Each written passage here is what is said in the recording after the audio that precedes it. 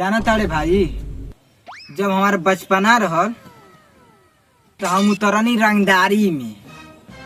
जब रंगदारी के छोड़नी तो पड़ गई प्यार मोहब्बत में। और जब फिर प्यार मोहब्बत के छोड़नी तो फिर सपना देखे लगनी अमीरी में।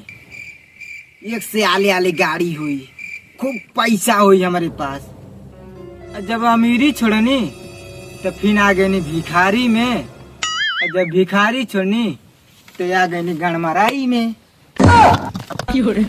माथा चो यो करे लगले। का करे, पेटवा चलाए करते कुछ करे परी ना।